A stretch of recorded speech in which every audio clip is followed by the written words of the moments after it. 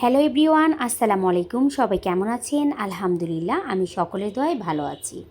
আজকে আমি তৈরি করে দেখাবো কুমিল্লার বা চাঁদপুরের ঐতিহ্যবাহী মেরা পিঠা বা গোটা পিঠা। এটা তৈরি করতে আমার যা যা উপকরণ লাগবে সব কিছুই আমি আগে থেকে রেডি করে নিয়েছি। চলেন তাহলে শুরু করা যাক পিঠা বানানো। আর পিঠা বানাতে বানাতে আমি আপনাদের সাথে ছোট্ট একটা গল্প শেয়ার করব।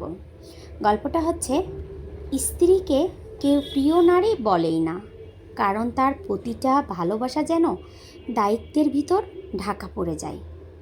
সে যতটা দেয় তার স্বীকৃতি যেন ঠিক ততটাই অনুপস্থিত।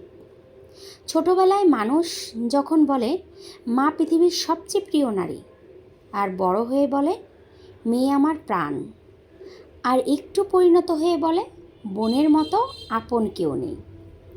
তবু মুখের ভাষায়, শ্রদ্ধায় বা ভালোবাসায় কেউ বলে না আমার স্ত্রী আমার সবচেয়ে প্রিয় নারী।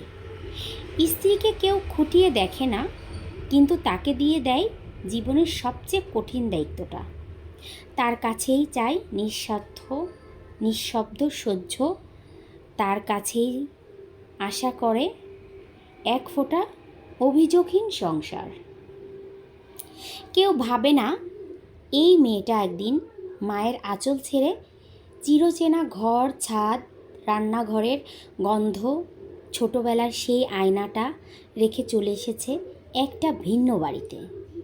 কেউ বোঝে না সেই মেয়েটা কিভাবে অভ্যেস পাল্টে নতুন পরিবেশে খাপ খাইয়ে নেয়, অথচ তার হাসিতে, তার খাবারে, স্বাদে বা চুলের পেঁচানো রোলারের সবাই খোঁজে ভুল।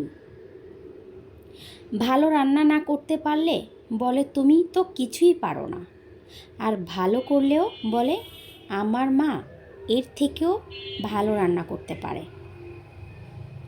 হাসপাতালের বেডে যখন স্বামী শুয়ে থাকে, এই অযোগ্য স্ত্রীটাই নির্ঘুম থেকে পাশে বসে চুলে বিলি কেটে দেয়।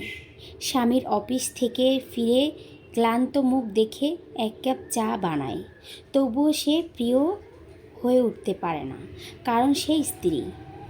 কেন এমন হয়? স্ত্রীকে ভালোবাসি বললে কি পুরুষত্ব কমে যায়? নাকি মনে হয় অন্যেরা হেসে বলবে বউয়ের পায়ের নিচে? আসলে সমাজ কখনোই স্বীকার করে না একজন স্ত্রী এক সময় কারো আদরের মেয়ে ছিল, যাকে ঘিরে ছিল স্বপ্ন, নিরাপত্তা আর ভালোবাসা।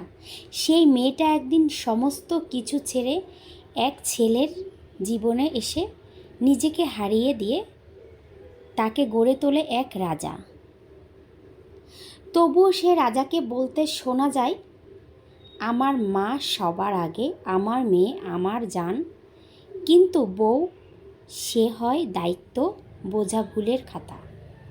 হয়তো যেদিন কেউ বুক ফুলিয়ে বলবে আমার স্ত্রী আমার সবচেয়ে প্রিয় নারী, সেই দিন সমাজ একটু সুন্দর হবে।